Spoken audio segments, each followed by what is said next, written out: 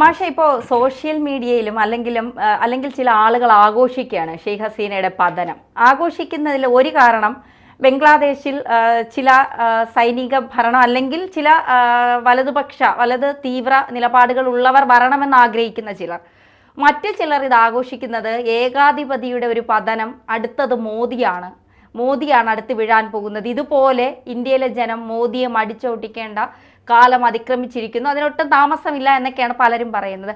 എന്താണ് ഇതിൻ്റെ ഒരു വാസ്തവം? അങ്ങനെ ഒരു കാര്യം സംഭവിക്കാൻ സാധ്യതയുണ്ടോ?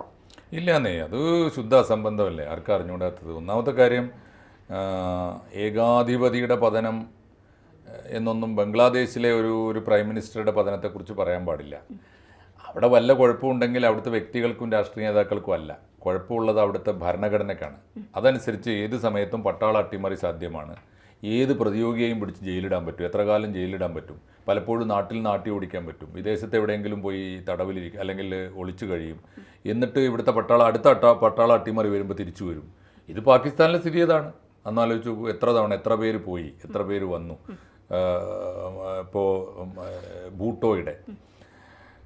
ഭൂട്ടോയുടെ മരണത്തിന് ശേഷം അത് ബേനസീർ ഭൂട്ടോ, അതുപോലെ നവാസ് ഷെരീഫ്, പിന്നെ ഇദ്ദേഹം നമ്മുടെ പർവേസ് മുഷറഫ്, ഇങ്ങനെ എത്രയെത്ര പേര്, സിയാവുൽ ഹക്ക്, എത്രയെത്ര പേര് അവിടെ മാറി വന്നവരൊക്കെ ഒരാൾ അധികാരത്തിൽ വരുമ്പോൾ പട്ടാളമാണ് ഇതൊക്കെ നിയന്ത്രിക്കുന്ന ഒരു ശക്തി.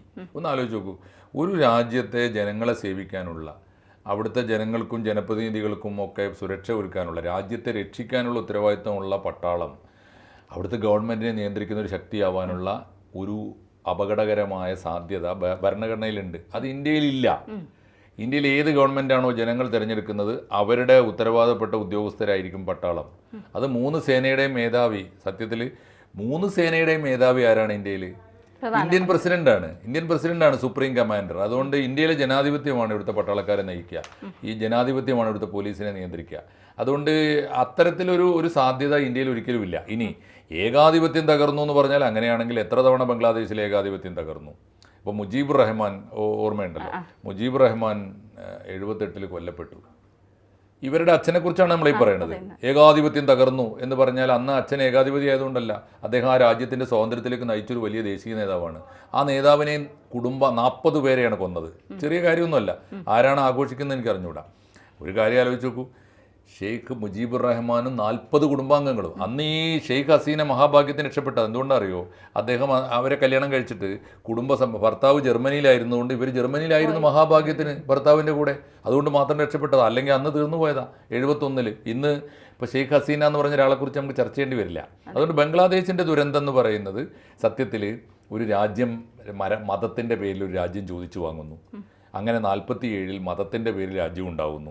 രാജ്യം ഉണ്ടാകുമ്പോൾ 2 ഭൂപ്രദേശത്താവുന്നു. ഒന്നാലോചിച്ചു, കിഴക്കൻ പാകിസ്ഥാനും പടിഞ്ഞാറൻ പാകിസ്ഥാനും. പിന്നെ പടിഞ്ഞാറൻ പാകിസ്ഥാനും കിഴക്കൻ പാകിസ്ഥാനും തമ്മിലായി തർക്കം. ഒരുപാട് കാര്യങ്ങളുണ്ട് അതിന്. ഭൂമിശാസ്ത്രപരമായ കാരണങ്ങളുണ്ട്, സാംസ്കാരികമായ പ്രശ്നങ്ങളുണ്ട്. ഇവർ രണ്ടും തമ്മിലുള്ള പ്രധാനപ്പെട്ട തർക്കം എന്തായിരുന്നു? പാകിസ്ഥാനും ബംഗ്ലാദേശും തമ്മിൽ ഞങ്ങളുടെ ഔദ്യോഗിക ഭാഷ. പാകിസ്ഥാൻ വളരെ തന്ത്രപൂർവ്വം, ജിന്ന അന്ന് തന്ത്രപൂർവ്വം, ജിന്നയുടെ കാലശേഷവും തന്ത്രപൂർവ്വം പാകിസ്ഥാൻ്റെ ഔദ്യോഗിക ഭാഷ 2, ഇന്ത്യക്കൊരു ഔദ്യോഗിക ഭാഷ, ഇന്ത്യയുടെ രാഷ്ട്രഭാഷ ഹിന്ദി എന്ന് പറഞ്ഞപ്പോൾ അവിടെ 2 ഹിന്ദിയുടെ തന്നെ 2 സഹോദരങ്ങളാണല്ലോ, ഒന്ന് ഉറുദു, വേറൊന്ന് ബംഗാളി. അപ്പോൾ കിഴക്കൻ ബംഗാളിനെ കൂടെ നിർത്താൻ വേണ്ടിയിട്ട് 2 ഔദ്യോഗിക ഭാഷകൾ പ്രഖ്യാപിച്ചിട്ടാണ് പിടിച്ചു നിന്നത്. പക്ഷേ അത് വലിയ തർക്കമായി നിലനിന്നു, സാംസ്കാരികമായ തർക്കമായിരുന്നു അത്. അപ്പോൾ ഉറുദു ദേശീയതയുടെ പടിഞ്ഞാറൻ പാകിസ്ഥാനും ബംഗാളി ഭാഷയുടെ കിഴക്കൻ പാകിസ്ഥാനും അതങ്ങനെ നിലനിന്നു. അതാണ് എനിക്ക് തോന്നുന്നു 78 അതെ 78ലാണ് മുജീബുർ റഹ്മാൻ്റെ കൂട്ടക്കൊല. അത് കഴിഞ്ഞിട്ട് ആരാ അധികാരത്തിൽ വന്നത്? ഇദ്ദേഹം പിന്നെ എന്താ പറയുക, സിയാവുർ റഹ്മാൻ, ആരുടെ? ഖാലിദ സിയയുടെ അദ്ദേഹം അധികാരത്തിൽ വന്നത്. ഖാലിദ സിയയുടെ ഒരു യുഗം ആരംഭിക്കുന്ന അങ്ങനെയാണ്.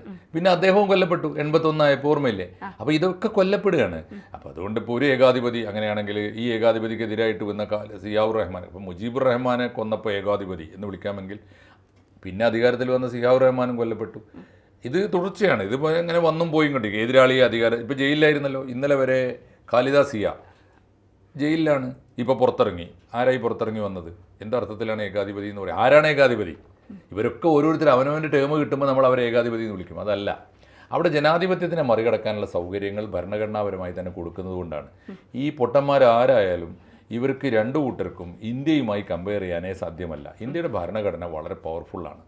രണ്ട് കാര്യം കൊണ്ട് പവർഫുള്ളാണ് ഇന്ത്യ എന്ന് നമ്മൾ ഇന്ത്യയുടെ പ്രധാനപ്പെട്ട രണ്ട് സമ്പത്ത്, രണ്ട് സി ആണ്. ഒന്ന് കോൺസ്റ്റിറ്റ്യൂഷൻ. ഇന്ത്യൻ കോൺസ്റ്റിറ്റ്യൂഷനെ ബീറ്റ് ചെയ്യാൻ ആർക്കും സാധ്യമല്ല. സാധ്യമായിരുന്നെങ്കിൽ ഞാൻ എപ്പോഴും പറയുന്നൊരു കാര്യമുണ്ട്, ഇന്ത്യയിൽ ഒരാളതിന് ശ്രമം നടത്തിയിട്ടുണ്ട്, കഴിയുമായിരുന്നു. അത് ഇന്ദിരാഗാന്ധിക്കാണ്. ആണായ ഒരുത്തനും അതിന് ധൈര്യം വന്നിട്ടില്ല. ഇന്ദിരാഗാന്ധിക്ക് ശ്രമം നടത്തി നോക്കിയിട്ടുണ്ട്. അടിയന്തരാവസ്ഥ പ്രഖ്യാപിച്ചു, പവറുകളൊക്കെ ഏകീകരിക്കാൻ ശ്രമിച്ചു നോക്കി, പക്ഷേ നടന്നില്ല. എന്ന് പറഞ്ഞാൽ ഇന്ത്യൻ കോൺസ്റ്റിറ്റ്യൂഷൻ വളരെ ഭദ്രമാണ്. രണ്ട്, ഈ രണ്ടാമത്തെ എന്തിനാണ് പാകിസ്ഥാനും ബംഗ്ലാദേശും രണ്ടായത്? 71 സാംസ്കാരികമായി ഇവരൊന്നല്ല, മതം ഒന്നാണെങ്കിലും സംസ്കാരം ഒന്നല്ല. ഭാഷ രണ്ടാണ്, ഭക്ഷണം രണ്ടാണ്, ഇവരുടെ ജീവിത രീതി രണ്ടാണ്, ആചാര മര്യാദകൾ വേറെയാണ്. കിഴക്കൻ പാകിസ്ഥാൻ്റെ രീതിയേ അല്ല, സംസ്കാരമേ അല്ല പടിഞ്ഞാറൻ പാകിസ്ഥാന്. അതുകൊണ്ട് സംസ്കാരങ്ങൾ തമ്മിൽ ക്ലാഷ് തുടങ്ങി. അവർ തമ്മിലാണ് 71 പിളർന്നത്. പക്ഷേ പിളർന്നപ്പോൾ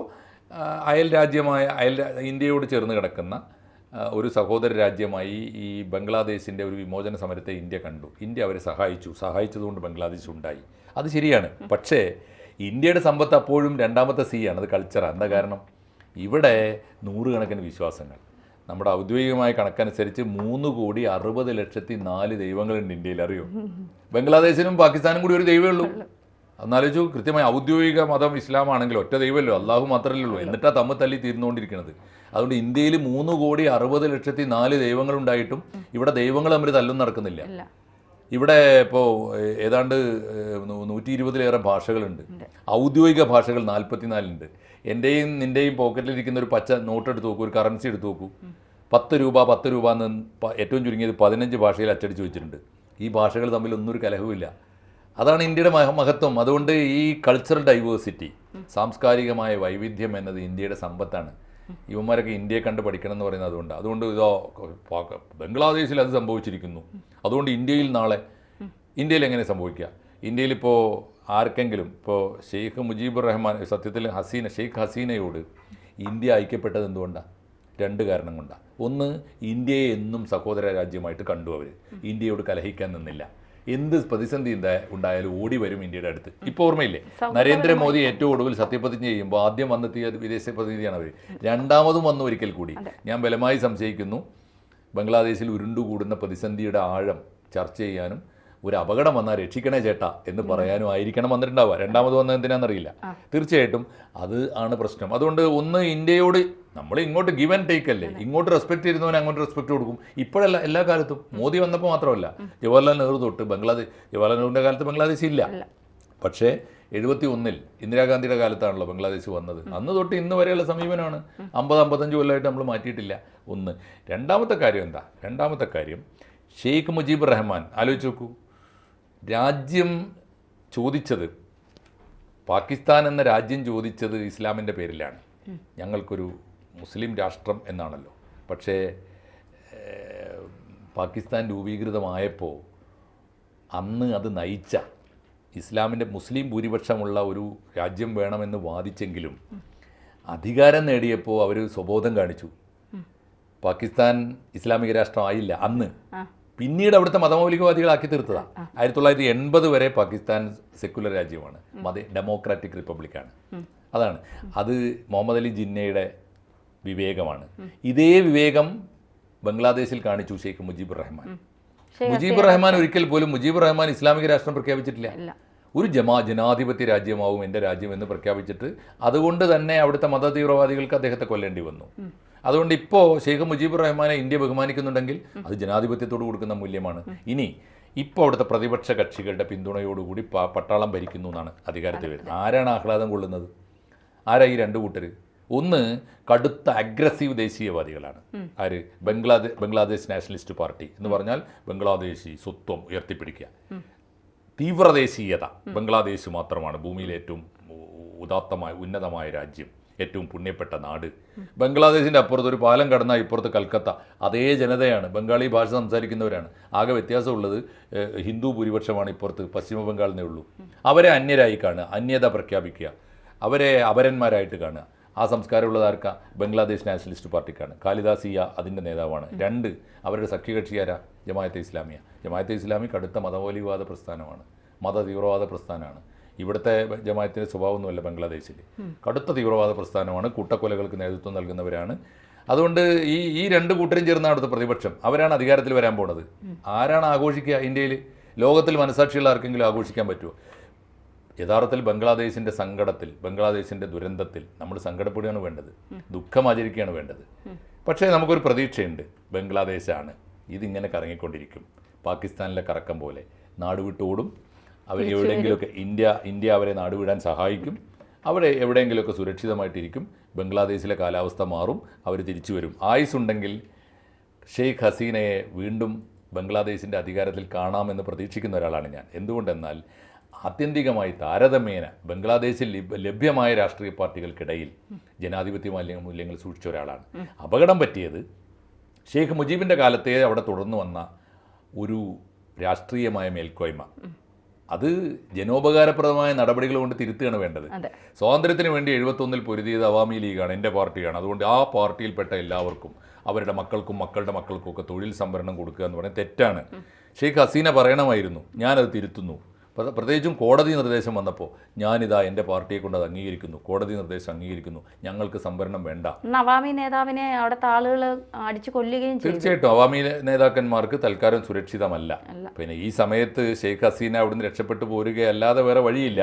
പക്ഷേ രക്ഷപ്പെട്ടു പോരുന്നത് നേതാവ് അണികളെ മുഴുവനും ഈ വറുതിയിലേക്ക് ഒറ്റ കൊടുത്തില്ലെങ്കിൽ പോലും അണികളെ മുഴുവൻ എരിതയിലേക്ക് എറിഞ്ഞു കൊടുത്തിട്ട് നേതാവ് സുരക്ഷിതമായി പോകുന്നത് ശരിയാണോ എന്നൊക്കെ വേണമെങ്കിൽ ഷെയ്ഖ് ഹസീനയെ നമുക്ക് ചോദ്യം ചെയ്യാം. പക്ഷേ ആ ജനാധിപത്യത്തിൽ ബംഗ്ലാദേശിൽ താരതമ്യേന ഭേദപ്പെട്ട ജനാധിപത്യവാദിയായ ഒരാൾക്ക്, മതമൗലികവാദമില്ലാത്ത, ഉഗ്രദേശീയതയില്ലാത്ത, ഇന്ത്യയോട് സ്നേഹവും സൗഹാർദ്ദവും ഉള്ള ഒരു നേതാവ് എന്തൊക്കെ രാഷ്ട്രീയമായ അബദ്ധങ്ങൾ കാണിച്ചാലും അവരോടല്ലാതെ ഏത് ബംഗ്ലാദേശി നേതാവിനോടാണ് നമുക്ക് കൂറുപുലർത്താനാവുക?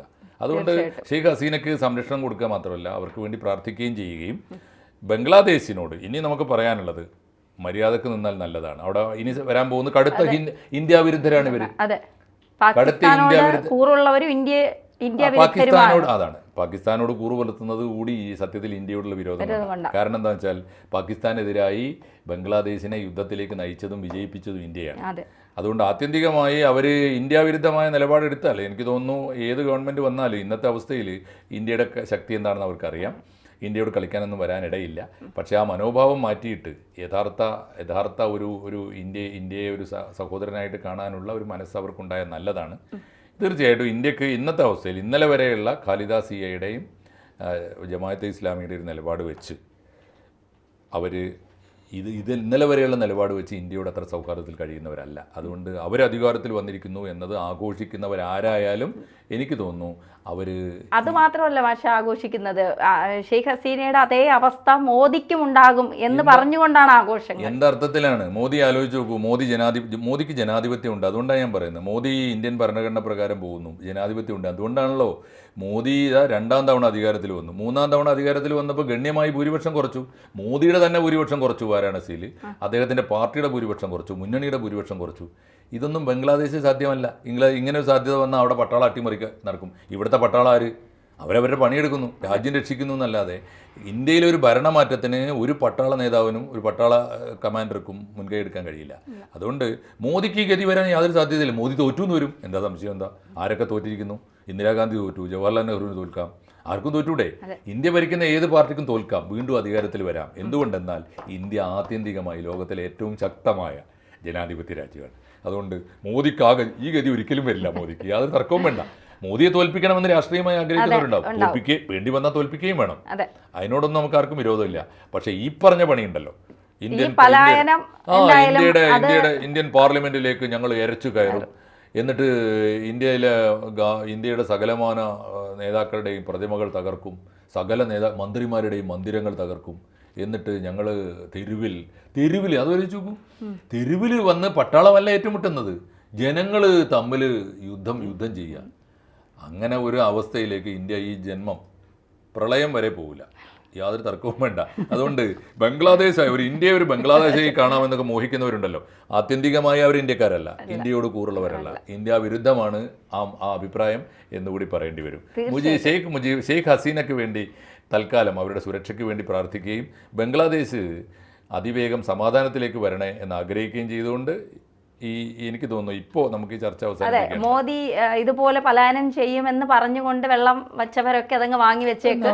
എന്തായാലും മോദി ജനാധിപത്യ രാജ്യത്തിലെ പ്രധാനമന്ത്രിയാണ്. അദ്ദേഹത്തിന് എന്തായാലും ഇത് സംഭവിക്കാൻ ഒരു സാധ്യതയും ഇല്ല, അസാധ്യമാണ്. അത് പറഞ്ഞുകൊണ്ട് തന്നെ നമുക്കിത് അവസാനിപ്പിക്കാം. സന്തോഷം.